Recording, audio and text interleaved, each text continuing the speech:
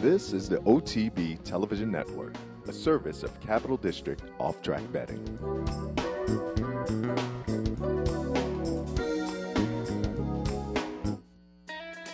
Broadcasting live from the Capital OTB studios, this is the Handicappers Report.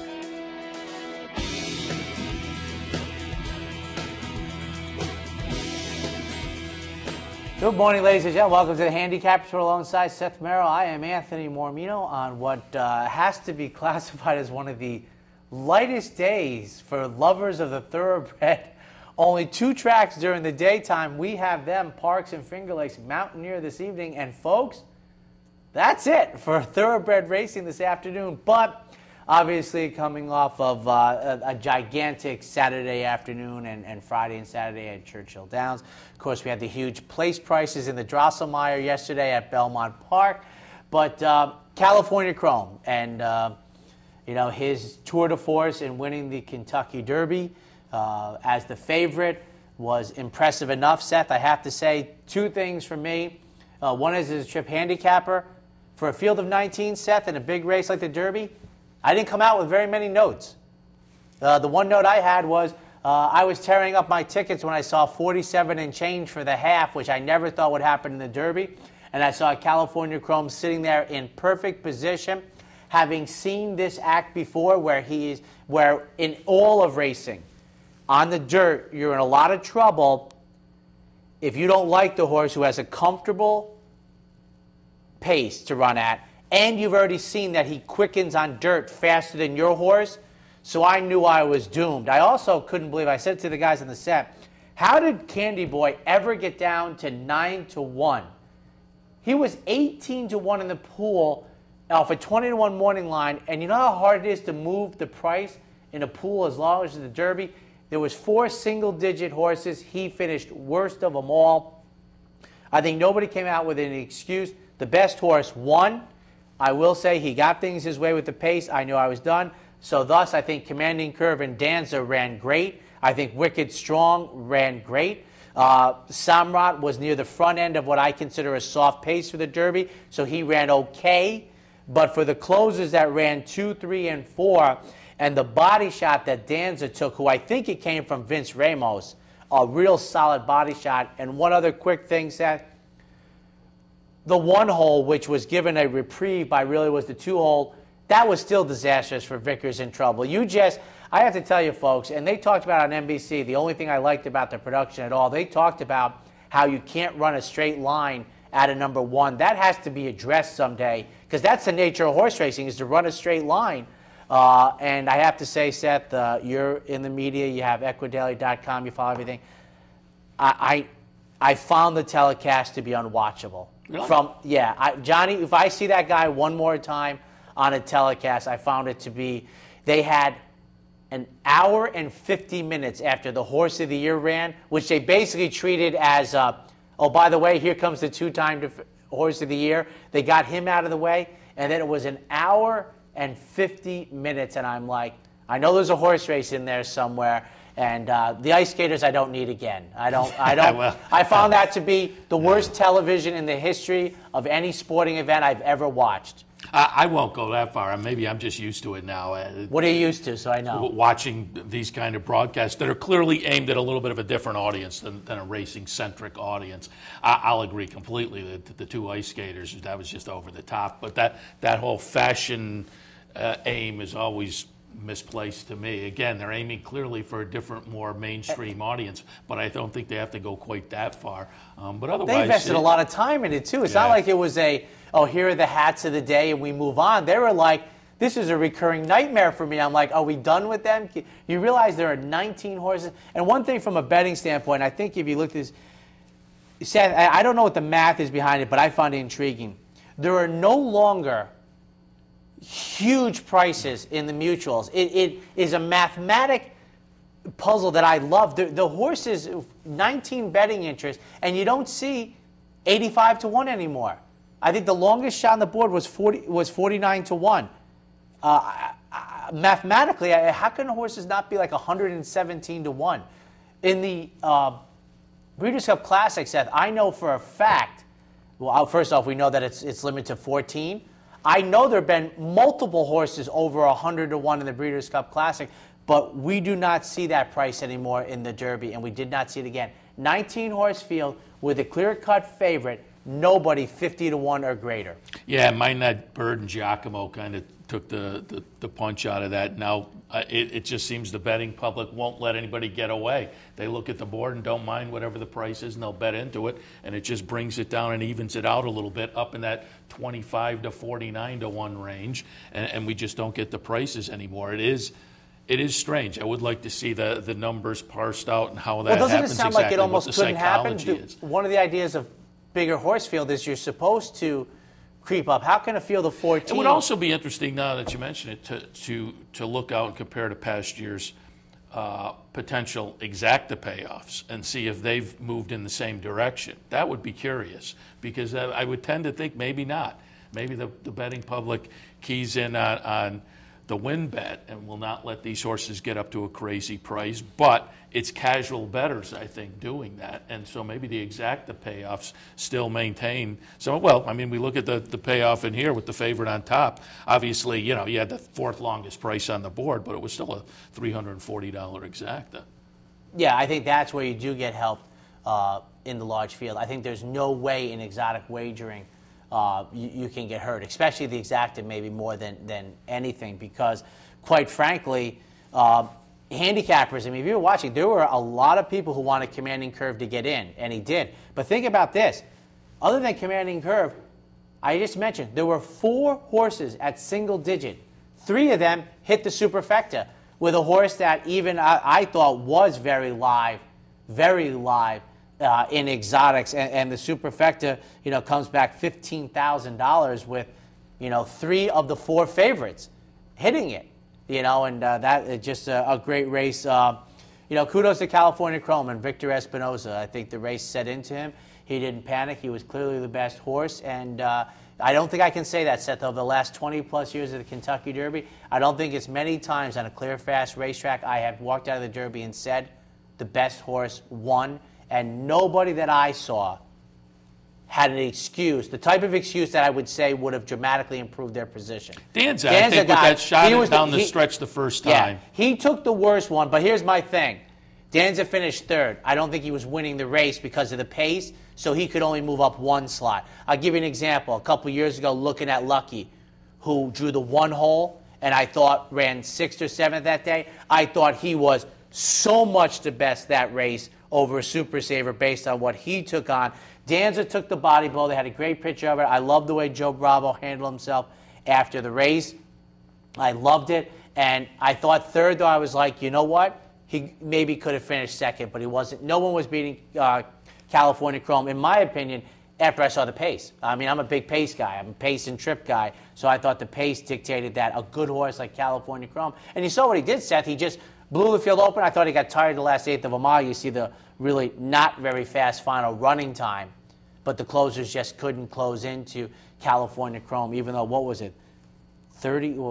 26 plus seconds for the final 1/4 of a mile? That's not too fast. It shows you maybe the closers weren't closing that emphatically. And Andy Beyer had a follow-up column that came out yesterday that said just that. He has essentially said, it looks like California Chrome's pulling away down the stretch, but that's an illusion. He was they were tired. all getting tired. Yeah. He was just not as tired as the other horses. He was the best 9 furlong horse. I mean, he was terrific at 9 furlongs. The Santa Anita Derby, he did it once again. He got home, I thought, on fumes alone. And that's why I really thought, Seth, if there had been what I consider a more reasonable Derby pace, which was 46 flat, I think, and that's just the way I look at horse racing and deceleration, if everything's the same except they went about 5 or 6 lengths faster, I think he's in deep water because he was just getting home the last 1/8 of a mile. He wasn't being wound down. But the best horse won, I thought. I thought the best horse ran, the second best horse ran 2nd. I think the 3rd best horse ran 3rd. Wicked Strong did have a little bit of a trip, but there you have it. You have any... Well, it was a 97 Beyer figure. Finally, and again, a Derby under 100. Final and the filly time, got, 107 on Friday? And the final time was slow. But that said, he is clearly the king of the class of 3-year-olds. Yeah. There's no He's the question best. about it. He's now strung, 5 together, Yeah. 3 of them open stakes races, and done it very Convincingly. very I mean, he easily. was, regardless of what I just said, that he was, I'll tell you one thing, he was dynamic for 9 of the 10 furlongs in the Derby. I mean, he was terrific the last eighth of a mile, and that just, that gets in, Seth, where I talk about the fractions, where we know there's a teletimer at the 8th pole. Now, we can do the math, Seth, and it's 26.21. I would be very interested to know what the last eighth of a mile was, because most of us would say, well, you don't divide the 26.21 and say each of them was 13.10. I don't think that's the case. I think that final furlong might have been like just under 14 seconds to negotiate it coming home, and he was the best, and we'll see. He gets to go a 16th of a mile further. He comes back on 2 weeks' notice. And we'll see. Yeah, we'll see. It's going to be interesting because, again, he's clearly the king of the class. Yeah. I don't know whether the new shooters have anybody to really get too worried about. I mean, social inclusion, having missed the race on Saturday down at Gulfstream, there's a little knock there. Kid Cruz, to me, very interesting, but I don't know whether that's a horse that you would put up at the top of the class right now. And there's a couple other new shooters. Dynamic Impact coming out of the Illinois Derby might be a little bit interesting, but See, to me, it's only for me. I only have one question. It's a question I have for almost every classic race when I'm trying to. To me, it's almost every race in America for me at distance of ground on dirt, Seth, is about pace. I think if you let this guy go 47 and change, he has a 2 or 3 furlong explosion. You saw San Diego Derby. He just out-quickened Candy Boy and Opportunity. I mean, they got to him, he out-quickened them. And I think good horses can do that when they're not asked to run fast early. And I think that's what I think California Chrome is. And I will say this, I was asked this on a radio show yesterday. At the end of the day, I said I found it to be the cleanest run Derby in the way of revisions afterward going forward. That's just how I feel as a trip handicapper and pace guy. I really have to say, Seth, I think he has little to no chance to win the Triple Crown because I think the Belmont it's not going to fit him in multiple ways. One is I think he's going to have to run hard to win the Preakness. I think 3 hard races in 5 weeks. I think his Achilles heel is the pace. We'll see. I've been wrong before, but not about the Triple Crown in my lifetime. Well, but it's tough to be wrong about the Triple Crown in your lifetime. Well, They've only been... I'll tell you what, though. I have a great point. Our good friend Teresa Gennaro put a good tweet on Facebook. Said how many people were basically giving Orb the Triple Crown laurels coming out of the Derby, whereas I thought he had little to no chance in the There's Preakness. that buzz almost every year, though, after a horse wins the Kentucky Not when Derby. Giacomo won it. Not when Mind That Bird won it. Everyone's even like, when the long shots, you still kind of hear that. wasn't floating around. Charismatic like 5th choice in the wagering in the Preakness? I mean, go easy there. There's not that buzz all the time. And I think there is a lot of buzz about this guy because of his record coming in. Absolutely. Yeah, no question about it. You'll hear it ramp up over the next couple of weeks. I'll be interested to see how he bounces back. We talked about it 2 weeks. Horses coming in and out. Todd Pletcher ran 4 in the Derby. How many think come back in the Preakness? 0. 0. 0. Yeah. All right, we'll shift our attention now to racing for this afternoon. I'm going to look at Parks a little later on. Anthony will kick things up. I'm going to look at Finger Lakes a little later on. Anthony will kick things off with Parks. Only 2-time thoroughbred tracks. Yeah, crazy. Parks first today is a $7,500 conditional claimer. Non-winners of 4 lifetime. These are fillies and mares 3-year-olds and up. They will go 1 mile. Seth, was it you and I that did Christmas Eve 2 Christmas Eves ago, and there was only 2 thoroughbred tracks, and I said, we have thoroughbred racing completely covered. Well, today we have daytime thoroughbred action completely covered on the Handicappers Report. As Seth said, they're sneaking in 10 this afternoon. 3-7-1, kicking it off, and Get It On gets my top pick in here. I like the effort going 1:70 most recently. Shortens up 70 yards, draws an inside post, has very good tactical speed for a runner who has hit the board in half of the lifetime starts at Parks. 4 the outside horse, number 7, Next Best Thing. Victor Molina gets the mount in here. A better than appears effort most recently when in Starter Allowance Company pressed the pace and then just tired. Now is in a 4L. And for 3rd, number 1, My Amiga. Charlie Colissimo sends out this runner after winning at 11-1 early last month with Jackie Davis in the saddle once again. 3-7-1.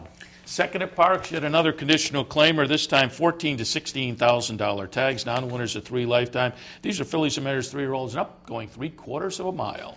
271A, my selections in here, and drawing the rail is number 2, Glorious Memories, making the second start of the year. Was laid off from Veterans Day Eve, came back in the middle of March, and then makes a second start now after a third place warm-up in March. Gets my top pick at 4-1 on the morning line. For second, the outside horse, number 7, Sweet Abandon. Claimed for $10,000 from Gregory Sacco most recently. Tried entry-level allowance and didn't race horribly at nearly 40-1. Now drops back into 3Ls after winning by a pole 2L when claimed 2 back. 4/3, scheduled to break for the number 3 post position. And to let you know, the 1 and the 1A have the 2 and the 3 post positions as scheduled. Secret score, so 2, 7, 1A. In the second from Parks. Race number 3 is a starter allowance at the $16,000 level. Fillies and mares 3-year-olds and up, 1.70 the trip. 635, ladies and gentlemen, and Sweets Galore could get our day off to a nice roaring start for Tricia Farrell. We are 8-1 on the morning line. First off the claim, and as you know, Parks has been in my front windshield on Mondays really over the last 6 months. We've seen Tricia do just very well, winning at better than 16% with first off the claim, and I like Sweets Galore on top. For second, number 3, My Sonata. Ramon Preciado sends out this runner. We saw this family do well in New York this weekend. Second off the $16,000 claim. First off the claim at better than 14-1, ran in starter allowance $25,000 and finished second. Now drops down to the starter 16. And I didn't grow up with starter allowance races in New York in my youth, but obviously they're on the national landscape coming into New York. The price tag that they put and the dates that they put, the restrictive language, very important. So starters 25 and 16 there is a big enough difference for me. 4/3, number 5, Angelic Lioness. On a roll right now with a win, place, and a show, including most recently a good placing at Parks in the debut. 6-3-5.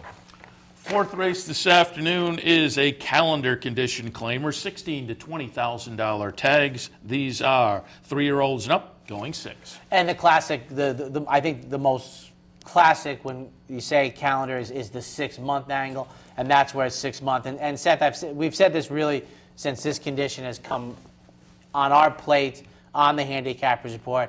If they have the spacing for N1Y, it indicates to me that they have the spacing to just put the number of days, because that's exacting. You don't have to worry about it in the future, and this would be 180 or 181 depending on the months falling. I just think that would be improved data, especially it's not so bad here in the PPs, but in the charts later, when you have no guess, right here you look up and you see it's 6 months, November 5th, but that's me. 4-8-3, Patrick S., double-digit odds on the morning line, gets my top pick for Guadalupe Preciado, who really over the last 15 years, you've watched this man and the family. They're a sharp operation. They ship into New York sharply. This horse is a good Parks runner, comes off of a poor effort, but that was really the second start. Not technically, but for the year. I like the cycling into the third start. I expect this to be the best race to date. It's a strong barn. It's 12-1 on the morning line. Could be sneaky good. For a second, the outside horse, Burning Mandate. Not Strong Mandate, but Burning Mandate, going out for Scott Lake off of the victory on Income Tax Day. And for third, number 3, Normal Practice. Making the third start since September of 2012, was laid off for nearly 18 months. This will be the third race off those layoffs. A much softer spot after trying, get this, optional claiming 25, non-winners of 2. This Michael Pino runner was in under the allowance conditions both times. 4-8-3 in the fourth from Parks.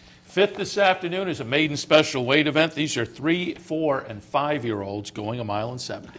You know, and I had noticed at parks that, especially in the maiden claiming races, that they had restricted to 3, 4, and 5-year-olds. This is a maiden special weight with that restrictive language. 216 as Taylor Rice takes a little jaunt over to Parks this afternoon. 4, Darley Stable and Karen McLaughlin, an offspring of Medaglia d'Oro.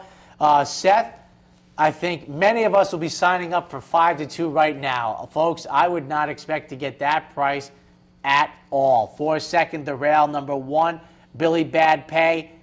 After the career debut, has run 3rd and 2nd while rooting at Parks after a sprint debut as the beaten favorite. 4 third, number 6, Drain, making the 2nd start of the year, 216 in the 5th from Parks. Yeah, the 5-2, the only thing I can see is maybe they think the one's going to take some money too, but to me, both of them are too high on the morning line. Yeah, they'd be like 6-5, 7. I mean, these are going to be short price horses today. All right, we'll take our break, and when we come back, we'll continue our look at Parks for this afternoon. A little later on, Finger Lakes. Stay tuned.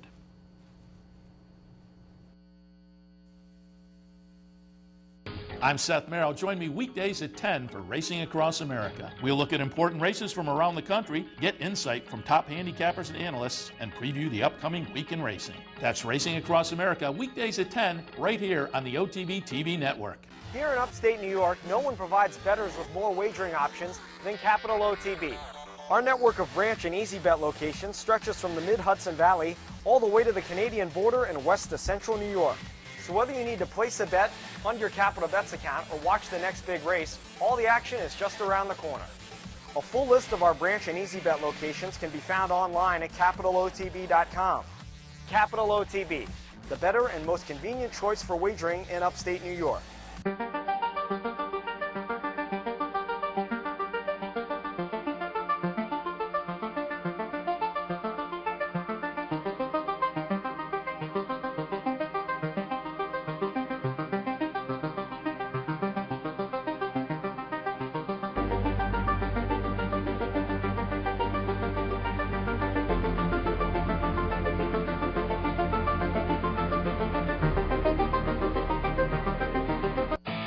The Capital OTB Handicapping Challenge Series is back.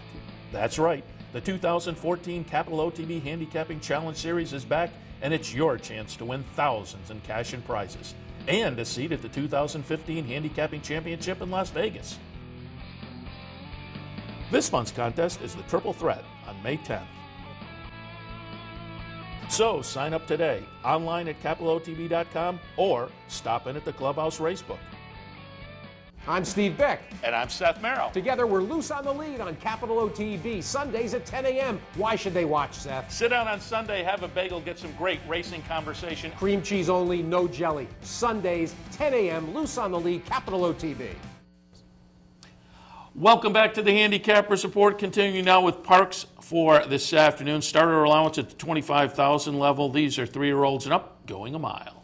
And as I said, you know, often the starter allowance is, you know, there's a date handled to it. This time of year, it's getting a little later, but early in the year, it'll be like non-winners of a race that calendar year, the year before. How about this one? For 3-year-olds and up, which have started for a claiming tag of $25,000, that's the obligatory starter allowance condition or less, and which have never won a race other than, or have never won 4 races. 4, 7, and 3, and I think, you know, Seth, that really goes back to another Andy Beyer column he wrote about 2 months about taking newbies to the racetrack. And in the old days, there was a stakes race, there were horses you could buy, and there were allowance races, and there were races for horses who never won a race. And that was pretty much it. Good luck in the 6th today. But 4, 7, 3, Rum Tum Tugger goes out for Seth's man, Jonathan Shepard, who on the turf at Pimlico scored a victory at 5.5 to 1. And this is an offspring of a Fleet Alex who has had good success on dirt, albeit not winning a race. Fitting under, non-winners of 4. For a second, the outside horse number 7, Shook the Hook, going out for the first start of the year, finished up 2013, 2 for 3. And for third, number 3, True Awakening, first off the claim for Tricia Farrell, 4, 7, and 3. Seventh race this afternoon, a state-bred allowance event, non-winners of one other than. These are, again, Pennsylvania-bred fillies and mares, 3-year-olds and up, going 6. 267, ladies and gentlemen. Sabbath Bay gets my top pick, making the second start of the year after a comeback March race, hitting the board while finishing third, well beaten nearly half a dozen. For second, going toward the outside, number 6, Passion for All. Scott Lake claimed this horse a couple races back, recently ran in the starter allowance. Open now gets Pennsylvania breds. For third, number 7, Congressional Storm. Trisha Farrar sends out this runner who has hit the board in consecutive efforts. 267. Eighth race this afternoon, a conditional claimer, $20,000 to $25,000 tags. Non-winners of 2 lifetime the condition. Fillies and mares, 3-year-olds and up. They're going to go a quick 5.5. 869, my selections in here, and going toward the outside, I think we have a live double-digit horse. Patriots Dream making the third career start. Alex Cintron comes over. Now, Alex is a good rider at Pimlico, the Maryland circuit. He's one of those guys I talked about 14 months ago, the letters C's in their surnames dominating the race card win, and Alex Cintron is one of them. He gets them out for the second time on this runner, who was an impressive debut winner back on August 24th, makes only the third start today, runs for a tag for the second time, debuted for 30. For second, number 6, Reba's Pal. Going to throw out the most recent effort in the mud. Previous had shown good efforts when sprinting at Parks on a clear, fast racetrack. For third, number 9, House Red. Tim Shaw sends out this runner for the 4th career start. First one of the year. One maiden claimer at Parks in the 2nd career start is 12 to 1 on the morning line. 869. In the 9th today, an optional claiming event, claiming tags of 40, condition non-winners of 3 other than. These are 3-year-olds and up, 1.70 miles. 316 will be my selections in here, and Sue Them All goes out for the second start since January. Came back, won very, very nicely when starting from the parking lot, going 1.70 miles. Drew the number 10 post position, not to be deterred at all. Scored that afternoon. Now gets Frankie Pennington in the saddle. For second, off the 13.5-month layoff, number 1, Crushing. Chad Brown sends out this runner, and he's just very sharp off the layoff. We'll see how this offspring of Giacomo does. And for third, number 6, Chief Energy, making the first start since January 31st for Jimmy Toner, with Alex Cintron in the saddle. 316. The finale, race 10 at Parks this afternoon, a maiden claimer, $10,000 tags. These are 3-year-old fillies going 6.5. 298, my selections, and I didn't think I'd get this opportunity, but coming off of the Atlantic City 5.5 furlong turf sprint is my top pick, Miss Modella. For second, number 9, Sweet Medley, making the 4th career start. All of them sprints, all of them at Parks. The most recent one, the 3rd one, the best of all. And for third, number 8, Lyrical Colors, going out, throw out the most recent effort in the slop. I'm hoping it was the slop because 2 races back, finished second under Jackie Davis, just beating the nose at 8 to 1. 298 in the finale at Parks. All right, that brings us to our next break. When we come back, we will shift our attention to Finger Lakes. Stay tuned. Missed one of our TV shows? No worries. Now you can catch all your favorite programs online. Simply log on to CapitalOTV.com and click on the YouTube link at the bottom of the homepage. And look for our new podcast coming soon. CapitalOTV.com. Log on today. Wagering at CapitalOTBBet.com is as easy as 1, 2, 3. 1. Capital Bet TV, the fastest and easiest online wagering experience where you can monitor 5 different tracks simultaneously. 2. Capital Bet Express. Its straightforward program layout and interactive handicapping information lets you build your wager quickly and efficiently. And 3. Capital Bet Pro, designed especially for the professional horse player. CapitalOTBBet.com. Log on today. Each morning on the OTB TV network, you get the very best in horse racing programming. Weekdays begin with the Handicappers Report, where professional handicappers share their selections and analysis of the day's racing. Followed by Racing Across America, a daily conversation with racing personalities from around the country. Saturdays include Down the Stretch, where Mark Casano speaks with the biggest names in racing. And Sunday mornings, it's Loose on the Lead, where Steve Bick and I offer news and a unique lineup of weekly guests. All here on the OTB TV network. I got it. Watch me.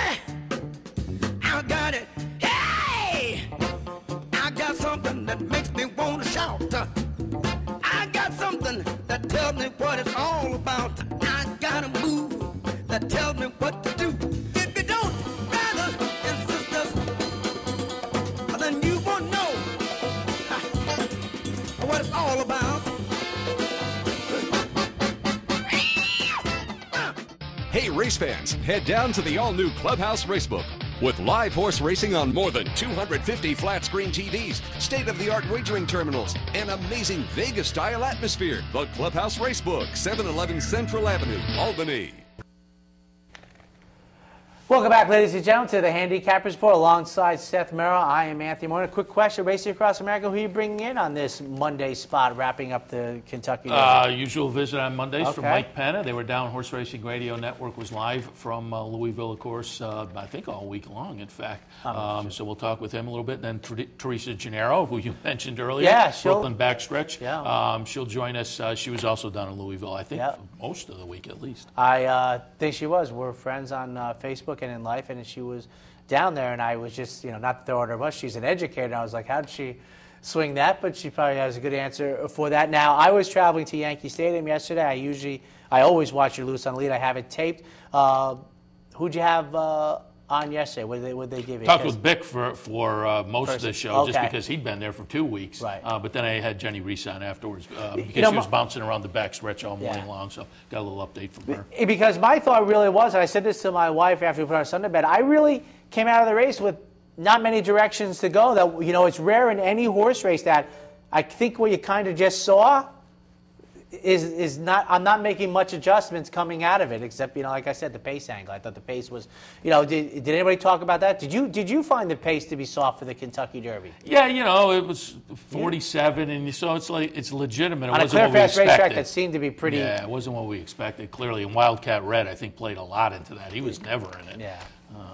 And that was one of those, talked about it last week a little bit. You're anticipating this fast pace, and all the jockeys see the same things we see. And a lot of times you anticipate that fast pace, and the jockeys all outsmart themselves. And I think there was some of that. That's the only thing I have on my ledger, folks, is pace. Everything else was like, I don't want to say blah because we saw the best 3-year-old win a race, and that there's a lot to be said for that. But I was like, darn, where can I get an adjustment here? On to finger legs, ladies and gentlemen. We're going to start with the fillies and mares. Claimers in for 6,500.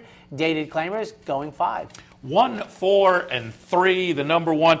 And my 4, I've switched up, actually the top choice and the third choice. I was going to say top and second, but it's actually the top and the third. Number 4, Bear Dance is 6-5 on the morning line. But this early in the Finger Lakes meet, I think you have to pay attention to the connections that are running well. And James Aquilano, as he did last year early in the meet, is just doing very well. So this is a horse who's been off since one start at Mountaineer in December, but had raced at Finger Lakes prior to that last year. So the layoff is a little bit of a concern, but clearly with the numbers Aquilano is firing, he's doing very well off a layoff early in this Finger Lakes meet. So again, I'm going to go with connections that are just hot and have a tendency to do that early at this meet. Then I will use the 6-5 favorite underneath, Bear Dance, and that one gets thrown in on the recency, and it's very good recency. This is a horse that had been off from December until April 25th, comes back for the first start of the year, first start of the meet for this one, and runs away and wins by over 4 lengths. So again, on the recency, this horse is very, very interesting in and amongst this bunch and could easily justify that morning line price. And then Pure Vita Zen, the number 3 horse in the third spot. Again, another horse coming back off a layoff, but should fit in this company. Ended the season in very good form last year, so just if this horse comes back with the right amount of fitness, we'll be up in the mix. In the opener today, 1, 4, and 3. And by the way, at Yankee Stadium yesterday, the Manning brothers were in the house also with the Mormino family. Had nothing to do with each other. On to the second race this afternoon. Fillies and Mares once again. Claimers in for 5,000. These are non-winners of 2 races in 6 months, also going 5. Were the Manning brothers recognized at some point? Yes. Yes. I have it 1, 5, 3, and 4. The number 1, Mo's Kitty, on the recent win. And again, it's that time of year where this recency makes a difference because some of these horses haven't been out since last season. And so, the fitness has been exposed here. Momo's Kitty comes back and wins. That was at a 1 calendar condition. This is at a 2 calendar condition. So, again, moving up a little bit, but I think on the recency, you have to put Momo's Kitty in the mix. Number 5, Smarty's Sister, right underneath. The trainer is off to a good start. Not as many starts as James Aquilano, but with limited starts doing pretty well. So again, it's a trainer who has shown a little bit of an ability to get it done early at this meet, most likely with some other horses coming off of layoffs. And then in the third spot, the number 3, Queen of the Lake. Horse that likes this track 5 times in the exact and 10 starts here at Finger Lakes. Most recently, back in December and November, a win and a second place finish. So, you know, it's that time of year where horses are coming off layoffs and you just have to hope the fitness level is there. But if so, again, the horse likes the track, ended last season in good fashion. Race number 2 today, 1, 5, 3, and 4. On to the third race this afternoon. Yes, I did some counting. There are some 3-year-olds in here. 3-year-olds and up. Maiden special weights, also racing 5. 6, 5, 3, and 7. The number 6 is Daryl's Little Engine. Another chance after having some trouble and losing the jockey last time is the 6-5 favorite. This horse came in from out of town. Ratama and Sam Houston, perhaps anticipated to be getting some venue class relief on the move to Finger Lakes. And again, went off as a 65 cent to $1 choice. I said 6 to 5 before. It was lower, 65 cents to the dollar. So took a lot of action in that race. And again, lost the jockey, so we'll draw a line through that and give this horse one more time. And if that 5-1 price holds up, this horse could be a little bit interesting. Second spot, the number 5, Starship Liberty. An okay second on the move from Florida. This horse had been racing at Calder from all of the races on the page except for the last. Came up to Finger Lakes, went off at 8-1 despite what looks seriously like some venue class relief. But price-wise, class-wise, was moving up out of claiming company in the maiden special weight company. So that probably justifies the price, but this horse justifies the fact that it probably fits with the nice second place finish last time. So Starship Liberty gets in the mix. And then the number 3, Mickey McFly. With 5 straight thirds, this horse is kind of stuck in the wedding party mode, but has the numbers, I think, overall to compete here. And again, this is another one of those horses with some recency off of the seasonal layoff, came back to run a decent third behind Starship Liberty last time. So in the third, 6, 5, 3, and 7. On to the State Breds, fillies, maiden special weights, maiden claimers, in for 15, racing 5. I have at the 2 entry, 7, 3, and the 1 entry. The 2 entry, number 7, where's the plane 2? Plane 2, Daddy's Big Girl, the 2B, notably awesome. And I probably, between the two, I probably prefer Daddy's Big Girl. I find it surprising they're 8-1 on the morning line because these are NYRA transplants. Now, they come in off of not super efforts, particularly notably awesome, and that's why I like Daddy's Big Girl better. But Daddy's Big Girl, a couple starts back, a nice 52 buyer figure, but that was back in June. That was on the turf. So this horse now comes up to Finger Lakes, tries dirt for the first time. So, maybe the morning line of 8-1 will be justified. But I think these horses probably have a class edge that may mitigate, at least for Daddy's Big Girl, the surface switch in here. So, again, I prefer the plain 2. But if that one does happen to go out, I'd probably stick with the 2B, but with a little more trepidation. Second spot, the number 7, 6 Wines Friendly. This horse had an improved finish on the move up from the NYRA circuit last time. Well beaten second, but was clear of the third place horse. And again, that was on a class move up from NYRA. Third spot, the number 3, Sandy's Last Dance. Last couple of starts showed a little bit of oomph as far as the finishing position anyhow, but they were in November and December. So again, it's one of those situations where you just have to wonder about the layoff a little bit. In the fourth, the 2 entry, 7, 3, and the 1 entry.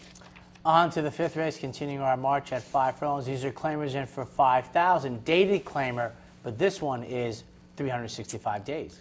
8, 5, 2, and 7. The number 8 is 0. And this one made the move up from NYRA last summer, ran 5th there at a little bit of a lower price than this, and then laid off. So obviously there's a little bit of a ding perhaps, but I'm looking at those back NYRA numbers. And off the layoff, if we can get back to those, I think Ciro is going to be very, very interesting in here. Goes out for Jeremiah Engelhardt, who's having a good beginning to the Finger Lakes meet. So, again, I'm hoping we can get back to those numbers. But the last race in the move to Finger Lakes may be more indicative of just where this horse is now. We'll see, but I'm going to take a little shot that off of the layoff, maybe this horse comes back and rebounds to those numbers we saw earlier last year. Second spot, the number 5, Give Me Another Wink. Just seems better than that return effort. If you look at the races last year, they're clearly 20, 30 points better on a Bayer scale. So that last one just, to me, looks like an aberration. We'll see. It's another one, maybe off the layoff, and a long layoff just isn't as good now, but I'll take a chance that this horse will rebound as well. Third spot, is the number 2, Stone Cold Steamer. Might benefit from some education over the track last time. Had been racing down at the Laurel Circuit, Penn National earlier this year. Came up, showed a little early speed, wound up being a well-beaten third, but the top 3 were kind of spread out. Wasn't that far behind the second-place finisher. But again, that gives this horse a little bit of experience over the track, and I think that is always important. So race number 5 this afternoon at Finger Lakes. I have an 8, 5, 2, and 7. We'll take a quick break. When we come back, second half of today's action from Finger Lakes.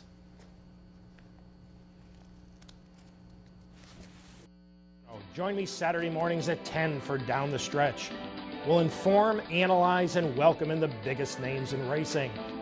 So join me Saturday mornings at 10 for Down the Stretch, right here on the OTB television network. Using CapitalOTBBet.com is as easy as 1, 2, 3. 1. Simply log on with your username and password from the homepage. 2. Fund your Capital OTB account through our Easy Money, Green Dot, or Visa MasterCard options. And 3. Place your bet on one of our 3 easy-to-navigate wagering platforms, Capital Bet TV, Capital Bet Express, or Capital Bet Pro. CapitalOTBBet.com. Log on today. The Capital OTB Handicapping Challenge Series is back.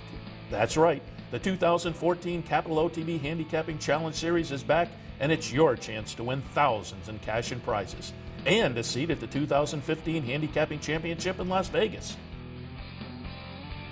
This month's contest is the Triple Threat on May 10th. So sign up today, online at CapitalOTB.com, or stop in at the Clubhouse Racebook. Funding your Capital OTB bet account is as easy as 1, 2, 3. 1. Easy Money. Clearly the fastest and easiest method of depositing funds into your account. Make deposits or withdrawals in just minutes. 2. Green Dot Money Pack. Gives you instant access to your funds. Green Dot Money Packs are available at thousands of retailers nationwide. And 3. MasterCard Visa. Simply click on the link from the funding page, enter your account information, and fund your account. CapitalOTBBet.com. Log on today. This is Steve Beck. Join me Tuesday through Saturday here on OTB TV for At the Races, my Sirius XM daily news magazine of the thoroughbred industry. Handicapping, interviews, analysis, everything you could want. 6 a.m. OTB TV. And welcome back to the Handicappers Report alongside Seth Merrill. I am Anthony Mormino, marching our way through Finger Lakes this afternoon. We've also discovered that Will Rogers is running this afternoon, thoroughbreds. That's good to have them on board. We're up to the 6th race at Finger Lakes this afternoon. It'll be Phillies claimers in for $15,000, non-winners of 2, running the popular 5 furlongs. 7, 2, 3, and 6. The number 7 is Shangaloo, and this is a horse that clearly appreciated the venue class relief with the return to Finger Lakes. Career debut was at Finger Lakes. Didn't show much there, but then had a layoff and came back with a little bit of improvement when moved down to NYRA. So maybe just, maybe something went wrong in that career debut. So we'll draw a line through that. But again, on the return to Finger Lakes from a number of starts at NYRA, this horse did move up and won pretty nicely in Maiden Special Weight Company. I think will be a cozy fit in this 15 non-winners of 2. So Shangaloo on top, second spot, Bet You Can't Find Me. This one goes back in for a tag off of the layoff, and the layoff again has been long. It's been since midsummer last year. But you're looking at some of the numbers thrown. This horse did start the career down on the NYRA circuit and showed a little life when moved up to Finger Lakes last year. The last start of the season wasn't that good, But if we get back to some of those numbers again off of the layoff, and that's a question mark with a lot of these at this time of year, as I said earlier, I think this horse can be competitive, though. Fitness is the question mark. In third spot, the number 3, Undaunted Ella. Ran okay despite trouble off of the layoff, a third-place finish. And again, had some trouble in there. Winner that day was a next out winner. This horse did go off the favorite off of that long layoff. So again, I think got some fitness and some nice experience out of that and should improve off of that start. Again, off a layoff of what, a couple of 2.5 years maybe, something in that vicinity. So that third place finish is a little bit excusable, and I would expect a little bit of improvement today. In the 6th at Finger Lakes, 7, 2, 3, and 6. On to the 7th race, a condition which we're very familiar at Finger Lakes. Is the Allowance fillies and mares state-bred non-winners of 2 state-bred races other than maiden claiming are started going 5. 2, 3, 7, and 1. The number 2 is Crystal Market. Seems capable of stringing a couple of starts together. This horse had a couple of winter starts down at Aqueduct, had been up at Finger Lakes most of last season, but came back to Finger Lakes off a couple of improving efforts down at Aqueduct. And when this horse returned to Finger Lakes, had a nice win. Now condition-wise, maybe class-wise, a little bit tougher today. But again, just has the look of to me in a field of this nature, being able to possibly string a couple together. Second spot, the number 3, Haldane. This is a horse that I think has a numbers edge on this field, comes up from Naira, 2-1 on the morning line, and may validate that easily because, again, overall, I think numbers-wise, this horse is going to be the one to beat in here. I put Crystal Market on top, again, off of that nice start to start the season up here at Finger Lakes.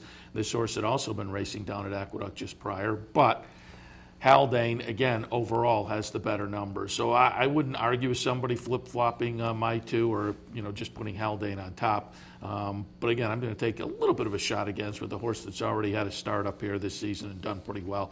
But Haldane, again, probably the one to beat. Then the number 7, Let's Shoot Pool. Spent last year up here at Finger Lakes and then spent the winter down at Florida, Gulfstream and Calder. A couple of those starts were decent down in Florida, but the return to Finger Lakes, this horse may be a little bit interesting on the move up from Florida today. So in the 7th, 2, 3, 7, and 1. On to the 8th race this afternoon. Allowance, classified allowance condition, going 5 furlongs. I have it 1, 5, and 2, and if somebody wanted to use the entire one entry, I wouldn't necessarily argue with that. But to me, Dighton, the plain one, has a clear edge on this bunch. So I'll be interested to see. Same jockey's named on both. I'll be interested to see which one goes out here. But Dighton, again, you look at the numbers. This horse is coming up from New York and just coming up from really good efforts in New York. But number-wise also, just has an edge on this bunch. So I can't go any further than this one on top. And again, if somebody wants to stick with the one entry, okay, but the plain one absolutely stands out for me, and that's how I called it, the plain one on top. Number 5, Rockstar Charlie in the 2nd spot.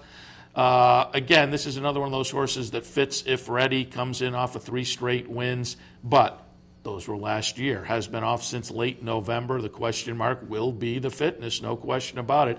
3 workouts showing out underneath, including a bullet work on April 23rd, 36 and change last time, April 29th. So it seems like there's some fitness there.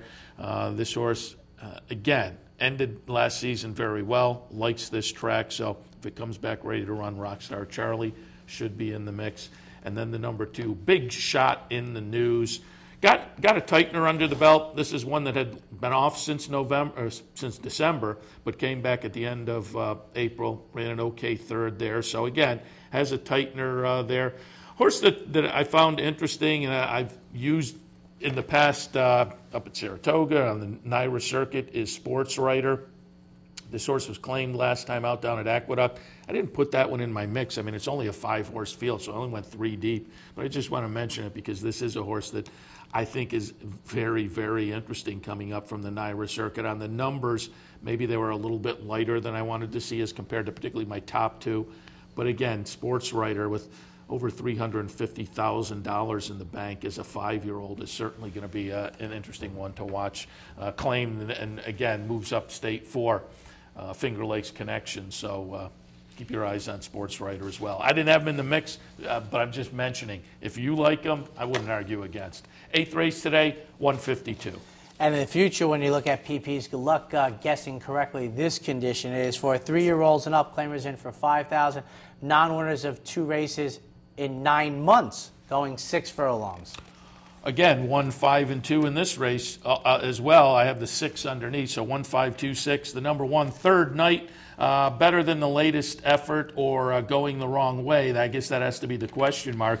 This horse, number-wise, looked pretty good compared to this field prior to that last race. That last race was a real dud down at Aqueduct. It was over a muddy sealed track, however. That may play into it. Now comes up to Finger Lakes, the venue class relief, serious price class relief, but both of those also say maybe the red flags are flying a little bit. So it's one of those horses, 7 to 5 on the morning line, might win by a city block, might lose by a city block. But I just think class-wise and numbers-wise, and again, Jeremiah Engelhardt doing very well, you have to put this one on top. And then, you know, you look, and if you look up at the odds board and you're finding other things that are maybe a little bit interesting, you know, maybe a backup or go in a different direction as far as some of the gimmicks. Second spot, the number 5, Legal Tendora. Pretty good return effort, laid off November 1st to April 28th. Good second place finish on the comeback effort, so you would think this horse should be tight and ready to run well again today. And then the number 2, Tockett's Image in the 3rd spot. Another horse coming back off a layoff since December, but you look at the numbers fired last year right here at Finger Lakes, and this horse is certainly capable of being heard from in and amongst this bunch. In the 9th, 1, 5, 2, and 6. And that wraps up our look at Fingers. Quick question for you. Did you find it? Did Rich Porter discuss the ironic scratching of Normandy Invasion at all? I didn't see anything. Oh, my goodness. This afternoon on Capital Off-Track Betting, ladies and gentlemen, on this first Monday in May, you have Parks, Monticello, Finger Lakes, Will Rogers, Northfield, Mountaineer, Yonkers, Woodbine, Harness, Australia A and B kicking off later on this evening. If you missed any of Seth's selections for Finger Lakes or mine from Parks, CapitalOTB.com has them all for you. Click on the Handicappers Report Today version. On the right-hand side, you'll get all of those selections laid out in a very, very nice format for you. Also, we invite you to sign up for a Capital Bets account, easy as 1, 2, 3. CapitalOTBBet.com for our state-of-the-art wagering platform, makes you available for all of the many contests we run throughout the year. You get live streaming video, race replays. Easiest way to play this game, CapitalOTBBet.com. There you have our events calendar. A couple of them have passed us by, but we have a grand opening coming up. We have a knockout challenge. We have a Preakness Day bankroll coming up. I cannot make it this year. I was asked to defend my title from last year. My nephew was graduating from Providence, so Seth is going to sit in for me on Preakness Day. And good luck to the bankroll. That was very enjoyable, but we will see about how crowded the Belmont Stakes can be on Preakness Day as California Croman. One of the interesting things I've liked for years, Seth, and we talked about the Todd Pletcher horses, both of us agree neither one will go on, is the Triple Crown, I don't know even what to call it, but how many are going to abandon it now, as of right now? How many will go forward for multiple reasons? One is whether the racetrack fits you, the shorter race, whatever that, but how many trainers just don't want to come back in 2 weeks to run a big effort, and they get bounced around. Danza, you think he wants to run in 2 weeks after that experience? Yeah, right on Curlin, it sounds like they're going. Okay. Cleaning curve, they sounded maybe 50-50 on it, and really that was about it from what I saw. It's amazing, and we've talked about it. I don't want to spend any time with it because I don't think it will ever change, or at least in the next 30 years. But it doesn't help the Preakness. I know they have their own reason for doing 2 weeks out. I've walked away from the historical nature of it. I'd like to see another demanding, commanding attention 3-year-old race. And I think when most of them who lose walk away, it doesn't make it such. Yeah, I see both sides, but I like the historical aspect of it, and I can be plugged into that. But the fact of the matter is, when you and I first got into the game, the Wood Memorial was 2 weeks out. 2 weeks out at Derby It's Weight. completely, and if people may not remember that, or people just, some Everything's people might changed have with to the be Triple reminded Crown. of that. You don't realize these things all slowly moved, and now that last prep before the Derby, you're 4, 5, 6 weeks out. And it was nothing like it was 2 weeks. You jumped in, and then the Derby trial had some actual Derby implications potentially way back when. It's all so, changed. Yeah, It's very all different. changed. So good luck, ladies and gentlemen. Up next, racing across America.